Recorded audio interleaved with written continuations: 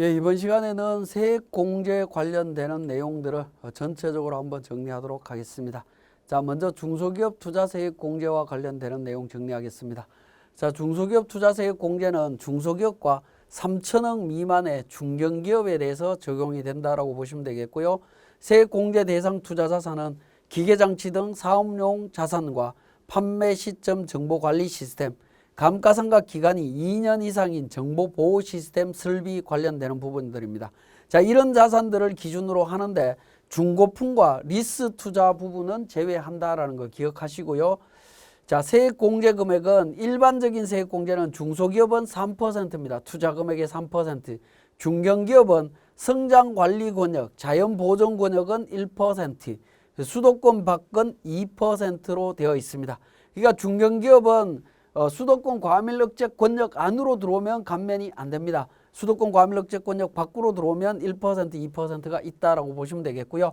자, 그 다음에 위기지역 투자세액 공제가 있습니다. 위기지역 내에 투자하는 경우에는 10%, 중견기업 5% 적용해 줍니다. 상생형 지역 일자리에 참여 투자하는 경우에 중소기업 10%, 중견기업 5%입니다. 규제 자유특구에서 투자하는 경우에는 중소기업 5%, 중견기업 3% 적용해 줍니다. 그래서 위기지역 등에 대한 투자세액 공제도 함께 확인해 보시기 바랍니다. 세액공제 배제하는 경우입니다. 중견기업의 경우에는 고용 인원이 감소하게 되면 1%, 2% 세액공제 적용을 배제합니다. 그러니까 중견기업은 고용이 감소하면 배제된다라고 보시면 되겠고요. 자, 수도권 과밀억제 권역의 투자 중에 정설 투자에 대한 세액 공제는 배제를 합니다. 정설 투자가 뭐냐라는 부분인데요. 쉽게 말씀을 드리면 이런 부분들입니다. 자, 우리가 사무실에 컴퓨터가 있는데 컴퓨터가 세대가 있습니다. 세대가 있어서 그 고장이 나서 교체를 하면 그 부분은 대체 투자입니다. 근데 세대가 있는데 한 대가 더 필요해서 한 대를 추가하게 되면 그 부분은 정설 투자로 이해를 하시면 됩니다. 그러한 경우에는 수도권 과밀 억제 권역 내에서는 적용이 안 된다라고 보시면 되겠습니다.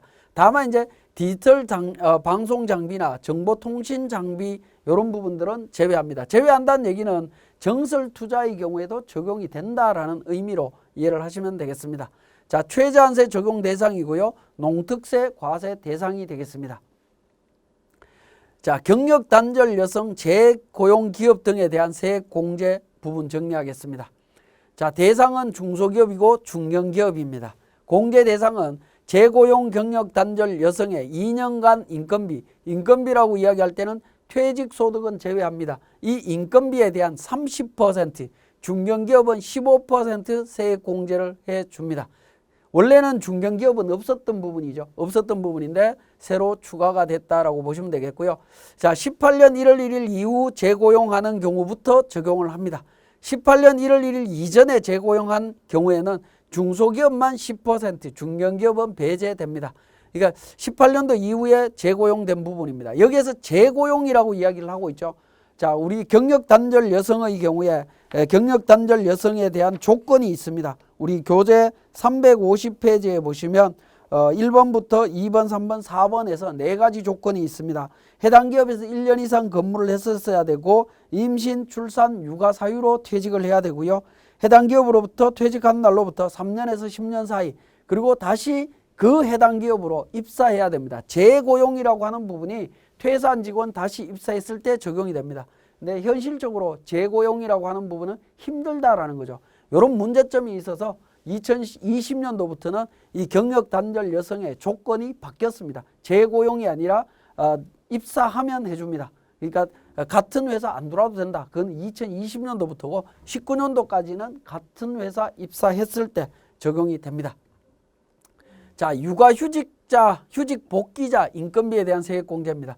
대상자는 중소기업 또는 중견기업의 육아휴직 복귀자가 되겠습니다. 이러한 복귀자, 즉 육아휴직 복귀자의 자녀 한 명당 한 차례 적용해 줍니다. 자, 육아휴직을 가는데 자녀가 2명 있다라고 하면 한 명당 한 번씩 적용을 받을 수 있다라고 보시면 되겠습니다.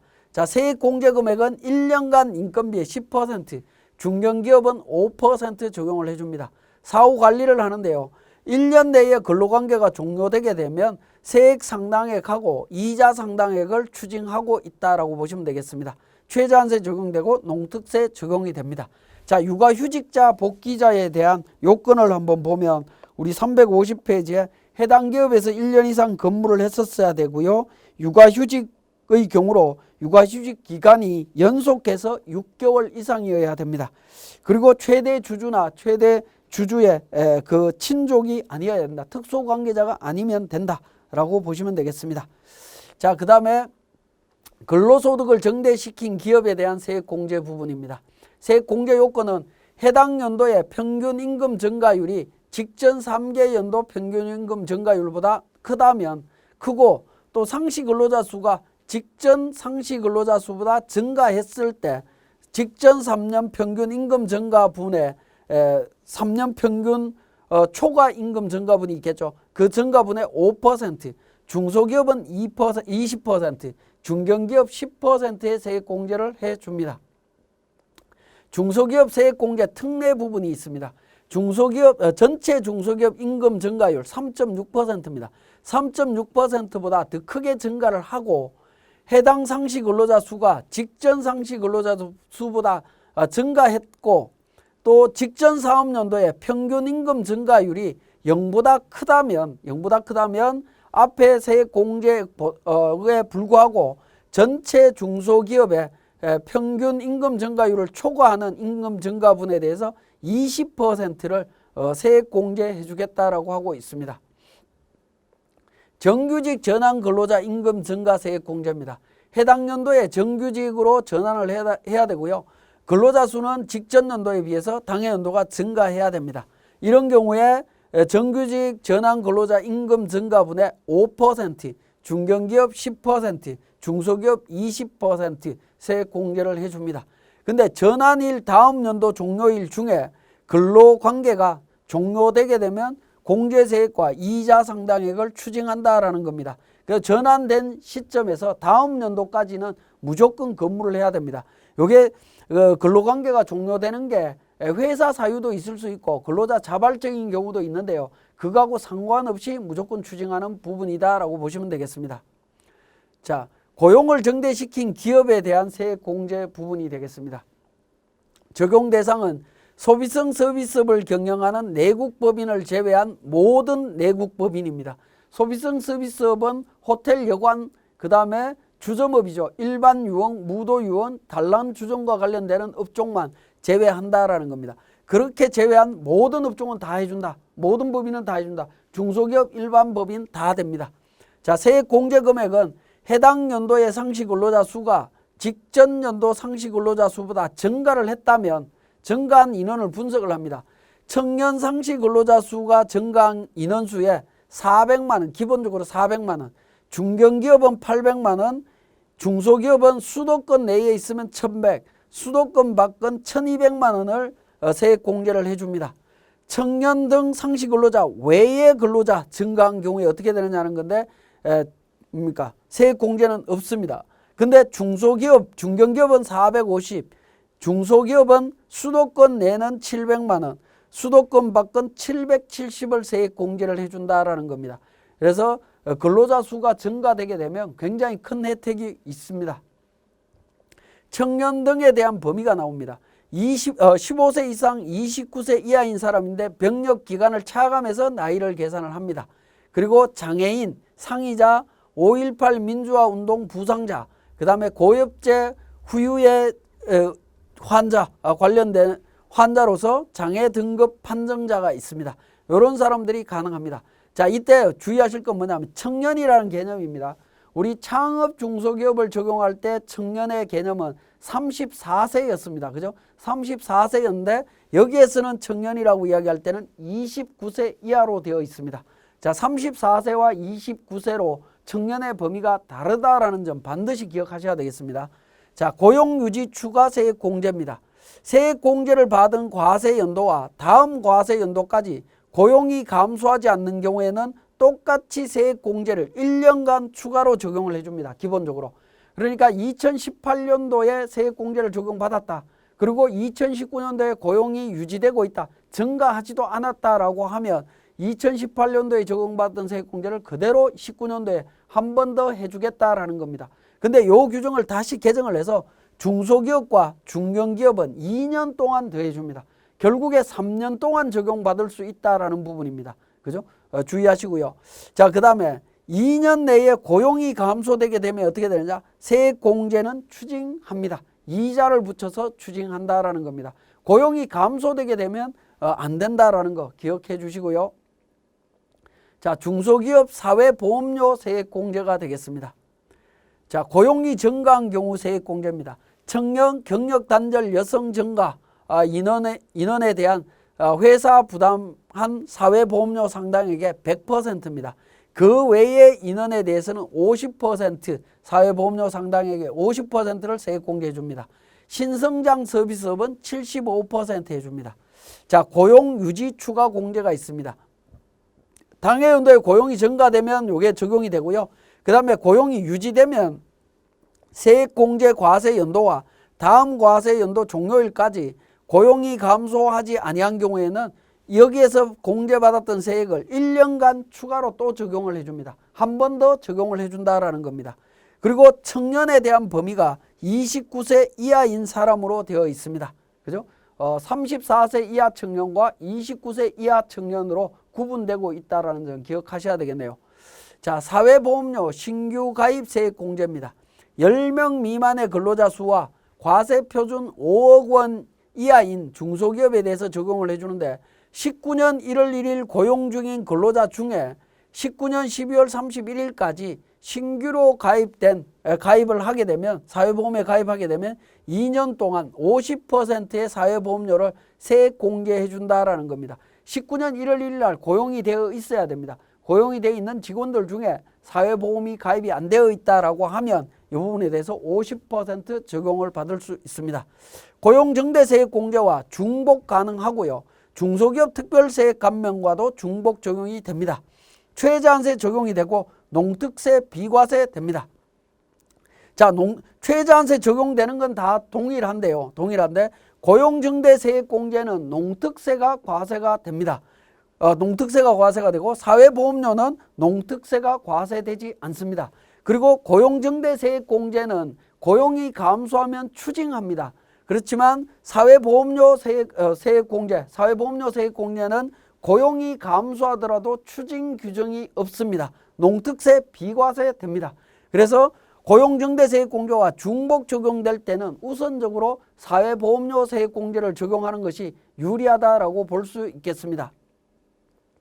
자, 상시 근로자 수 계산에 대한 부분입니다. 상시 근로자 수는 우리 교재 내용들을 보시게 되면 상시 근로자 수 계산에 대한 부분이 있는데 해당 과세 연도의 상시 근로자 수분에 해당 과세 연도의 상시 근로자 수로 계산하는 부분이 있고요. 354페이지에 보시면 해당 과세 연도의 개월 수분에 해당 과세 연도의 매월 말 현재 상시 근로자 수의 합으로 계산하도록 되어 있습니다.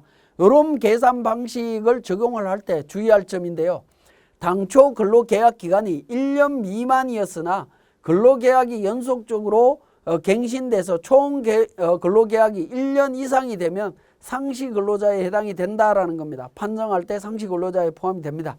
자, 그 다음에 단시간 근로자 중에 60시간 이상인 사람들은 근로계약 기간이 1년 이상이면 상시 근로자에 해당이 됩니다. 원래 일반 근로자가 아니라 단시간 근로자인 경우에는 0.5, 0.7로 계산하도록 되어 있는데 이런 사람들은 근무기간이 1년 이상이면 계약기간이 1년 이상이면 무조건 상시 근로자로 본다라는 겁니다. 자, 그 다음에 월말 퇴사자는 매월 말일 현재 인원에 포함이 된다. 자, 예를 들어서 1월 31일 날 퇴사한 사람은 1월 달 상시 근로자에 포함이 되느냐 하는 부분입니다. 포함이 된다라는 겁니다. 1일 날부터 말일 날 전날까지 퇴사한 사람은 포함이 안 되지만 말일 날 퇴사한 직원은 포함이 된다. 자, 그 다음에 근로자의 사정으로 중도 퇴사한 경우에는 퇴사한 월의 직전 월까지 상시 근로자에 포함이 된다. 1일부터 말일 날 전날까지 퇴사한 사람은 당해 월은 상시 근로자에서 제외된다라는 점입니다. 자, 그 다음에 최초 과세 연도에 상시 근로자 수를 계산함에 있어서 당해 과세 연도의 월수 개념은 사업연도 사업 개시일 이후 당해과세 기간 종료일까지 기간으로 하도록 되어 있습니다. 자, 상시 근로자 수 계산할 때 요 5가지를 잘 참조하셔서 계산하시면 되겠습니다. 자, 지금까지 설명드렸던 세액 공제 내용을 우리 세무사랑 프로를 통해서 정리하도록 하겠습니다. 세무사랑 프로 활용 레시피 367페이지 교재가 되겠습니다. 사례를 보면 수도권 성장 권역 내에 소재하는 중소기업이고 제조업이다 라고 되어 있고요. 고용정대 기업에 대한 세액 공제와 중소기업 사회보험료 세액 공제 관련해서 확인해 달라고 하고 있습니다. 상시 근로자 입사일과 퇴사일 정보, 나이에 대한 부분들이 정보가 나와 있습니다. 자, 상시 근로자를 계산할 때 대표이사는 기본적으로 임원은 제외하도록 되어 있고요. 나머지 직원들 계산하도록 되어 있습니다. 자, 우리가 실질적으로 상시 근로자 계산하는 부분들이 굉장히 어려운 부분들이죠. 어려운 부분들인데 우리 세무사랑 프로에서 그러한 어려운 부분들을 그러니까 해결할 수 있는 기능을 만들어 놨습니다. 자, 그 부분이 우리 법인조정의 공제감면에 보시면 공제감면세액 로마 숫자 3번에 근로자 고용 현황이라고 해서 공제세액 계산용이라고 해서 근로자 인원수 계산하는 내용이 있습니다. 요 서식으로 우리가 작성하실 수 있다라는 겁니다. 그 내용이 367페이지 하단 부분에 내용이 나와 있습니다. 자, 요 부분은 기본적으로 우리 원천징수 부분에 사원 등록이라고 하는 부분이 있습니다. 근로소득의 사원 등록이라고 하는 부분인데 이 사원 등록의 정보를 바탕으로 계산이 되는 부분이다라고 보시면 됩니다. 그래서 19년도와 18년도 사원 등록을 기준으로 해서 계산이 되게 됩니다. 자, 18년도 관련되는 부분, 그죠? 원천 19년도 부분이네요. 원천이 지금 20년도로 되어 있네요. 자, 원천 연도를 제가 수정을 하겠습니다. 19년도로 수정을 하고요. 자, 원천 수정을 하신 다음에 사원 등록과 관련되는 정보들을 우리 사원 등록에 있는 내용을 통해서 확인을 하시면 됩니다. 자, 18년도에 있는 사원과 19년도에 있는 사원들을 사원 등록에 있는 정보를 통해서 우리 프로그램에 있는 근로자 고용 현황이라고 하는 서식을 통해서 작성하시면 됩니다. 기본적으로 F12 불러오기를 통해서 작성하시면 됩니다. 자, 8기, 7기, 18년, 19년 선택하시면 되겠죠. 선택해서 일용 근로자 모두 제외 근로자로 처리를 하시든가 이 부분에 이제 선택적으로 적용을 하시면 됩니다. 여기에서는 자료에 일용 근로자는 주어져 있지는 않습니다. 자, 확인 버튼을 통해서 적용을 하게 되면 19년도 인원, 매월 인원, 18년도 매월 인원 이렇게 정리가 되어 있습니다. 자, 백두산은 대표이사로 되어 있죠. 대표이사라는 정보는 우리 원천징수 사원 등록에서 보시면 그러니까 백두산은 고용보험 적용 쪽에 가시면 대표이사로 이렇게 표시가 되어 있습니다. 이런 경우에는 제외되도록 되어 있습니다. 자, 이렇게 그러니까 불려져온 인원들 중에 연도별로 상시 구분이라고 되어 있는 부분이 있습니다. 상시 구분을 통해서 적용을 해주시면 됩니다. 상시 구분은 상시 근로자와 단시간 예외 0.5 적용되는 부분, 월 60시간 이상이면 0.7을 적용하고요. 대표자, 제외 근로자 이런 부분들이 있습니다. 자, 백두산만 임원이고 나머지는 없다라고 하면 관련되는 부분 그대로 확인을 하시면 됩니다. 그래서 나청년, 청년으로 분류가 되어 있고요. 맨 밑에 재청년이라고 해서 취업한 재청년 여로 표시가 되어 있는 걸 확인하실 수가 있고 박 과장은 5월 5일 날 퇴사된 걸로 되어 있습니다. 그래서 퇴사 월에 보시면 3명으로 줄었죠. 퇴사 부분이 5월 달까지는 없었는데 월 중에 퇴사를 했기 때문에 1명이 줄어든 걸로 표시가 되어 있습니다. 이렇게 해서 계산이 된다라고 보시면 되겠고요. 인원수 계산까지 자동으로 이루어집니다. 직전 연도도 마찬가지입니다. 직전 연도 사람들도 이렇게 계산이 되도록 되어 있습니다. 그래서 과거에 비해서 상시 근로자 수 계산하는 부분들이 상당히 편리해졌다라고 볼 수 있겠습니다. 자, F3번에 복무기간 전기 불러오기라고 있습니다.